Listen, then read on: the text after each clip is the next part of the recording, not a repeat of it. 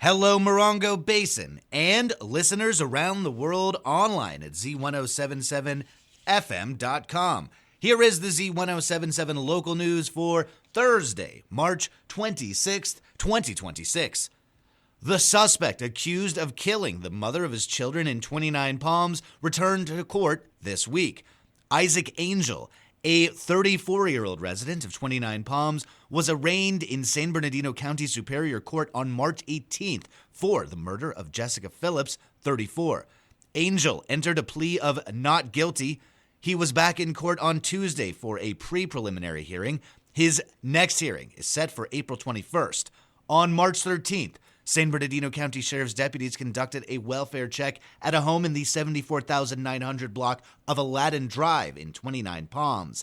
Deputies say that 2 children were at the home alone. Deputies searched the home and located Phillips, the mother of the children, dead in the garage. Deputies say they located Angel, the father of the children, walking near the home a short time later and took him into custody. Isaac Angel has been charged with murder and is being held at the West Valley Detention Center without bail.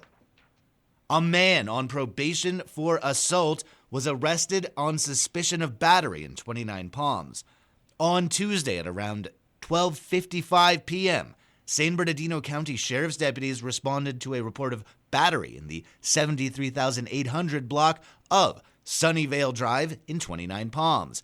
Deputies say they received a call from the victim who said she had been attacked. Deputies say Tabian Hunt, 24, struck the victim several times, first with a fly swatter and then with his fist. Deputies say Hunt held the victim against a chain-link fence outside of the home. Deputies arrived at the home and contacted Hunt. They determined that he was on felony probation related to a 2023 assault. Hunt was taken into custody. Tabian Hunt was arrested on suspicion of battery and violating probation. He is being held at the West Valley Detention Center on $25,000 bail. At their meeting on Tuesday, the San Bernardino County Board of Supervisors approved a zoning change linked to a proposed development in downtown Joshua Tree. The decision could influence future growth in the area. Reporter Hillary Sloan has more.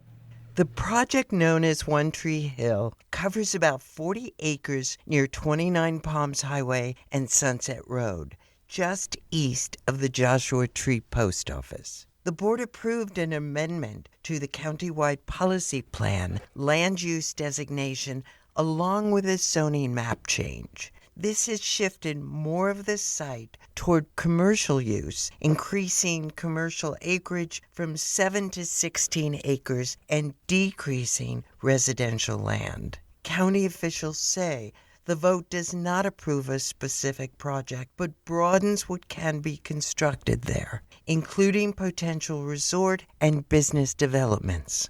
David Flick, a longtime Joshua Tree resident, said, Joshua Tree does not need this project. It's way out of character with what Joshua Tree is there right now, and it's very disappointing. Valerie Woodard also raised concerns, saying, Downtown Joshua Tree and Highway 62 is a complete hazard. There's constant speeding, jaywalking. This project will only add to this issue. The board unanimously approved the zoning changes along with an environmental review finding no significant impacts under state law. Officials also clarified that the vote only pertains to zoning, not project approval. For Z107.7 News, this is reporter Hillary Sloan. The Morongo Basin Conservation Association has extended the deadline to apply for 3 college scholarships.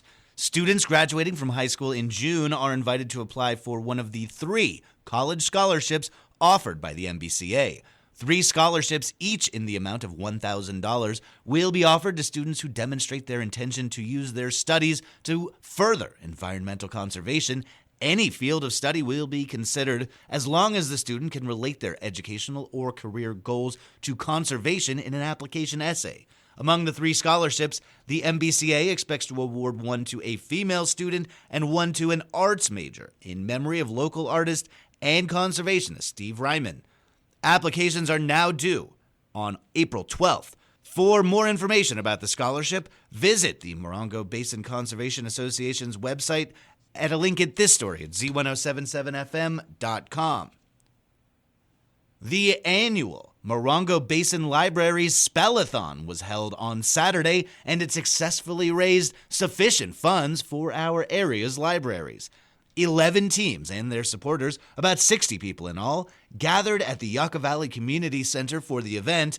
Organized by the Friends of the Morongo Basin Libraries, the Spellathon raised funds for the summer reading programs and other literacy efforts in the basin.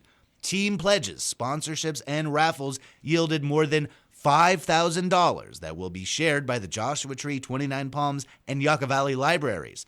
First place in the Spellathon went to the team Democrats of the Morongo Basin's Blue Wave team. That included Stephanie Ballard, Deborah Dunaway, and Phyllis Moss. They won the event and $100 each by successfully spelling Zaibatsu, a word of Japanese origin meaning a large family-controlled enterprise that dominated Japan's economy from 1868 to the end of World War II. Copper Mountain College's Oleaginous Orthographers, which included Colin McLaughlin, Elsa Cuevas, and Christina Kennedy, took second place. The team raising the most pledges was Reading Between the Wines Book Club. Kimberly Elorza, Sherry Harwin, and Kathy Zarakov. Author and therapist Catherine Allman will be at the High Desert Artists Gallery tonight, sharing her work on emotional healing, relationships, and what she calls the art of awakening. Reporter Hillary Sloan joins us with a look at tonight's event. Catherine Allman is an artist and author whose work combines psychology and spirituality. Her approach is grounded in decades of experience as a licensed marriage and family therapist. Now living in Yucca Valley, Allman states her work is always focused on helping people slow down, see themselves, and understand their relationships more clearly. Her upcoming talk will blend stories from her early years in a performance art troupe, her writing career, and the deeply personal work she does with clients. My talk is called The Art of Awakening. When this art organization asked me to give a talk, I said, well, would you like to talk about when I did performance art at the beginning of my career? Because I'm writing a memoir on that right now, and I have some really interesting photographs. So we're going to start with that and then go through my writing career and how it's always been addressing the art of awakening.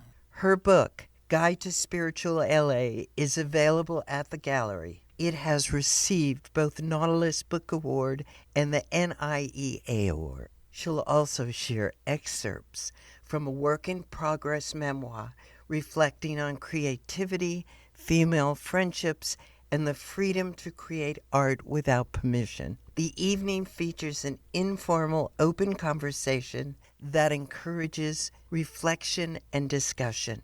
It takes place on Thursday, March 26 at 6 p.m. at the High Desert Artists Gallery in Yucca Valley. A $10 donation is suggested.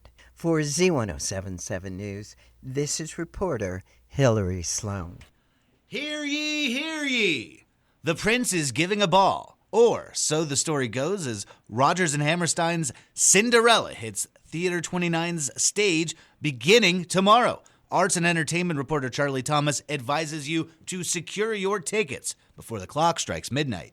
The magic is back for Theater 29 as the Morongo Basin's premier theater venue brings its spring musical, Rodgers and Hammerstein's Cinderella, to the 29 Palms stage. Opening night is 7 p.m., Friday, March 27th, for a 3-week run at Theater 29. The innocent desire to attend the Prince's ball leads young Cinderella to overcome her depressing life of servitude to achieve her dream of a better life. With a score made famous by some of Rodgers and Hammerstein's most beloved songs, including In My Own Little Corner, Impossible, and 10 Minutes Ago. The new Broadway stage adaptation is a contemporary take on the classic tale with an updated, hilarious libretto by Tony Award nominee Douglas Carter Bean, still retaining all the romance and magic of the original. The Theater 29 production is under the artistic direction of Gary Daigneault, musical direction of Bill Barrett, and choreographed by Karen Gladys. For tickets, visit theater29.org or call the box office at 760-361-4151. Opening night tickets benefit the Rotary Club of 29 Palms and can be purchased from any Rotarian or on the theater's website. Rodgers and Hammerstein's Cinderella is supported by a generous grant from Visit 29. Reporting for Z107.7, this is arts and entertainment reporter Charlie Thomas. That's our local news. Hear local news 7 times a day, 7 days a week at 7, 8, 9, noon, 4, 5, and 6. Reporting for the Morongo Basin News Leader, the award-winning Z107.7 Local News, I'm News Director Jeff Harmatz.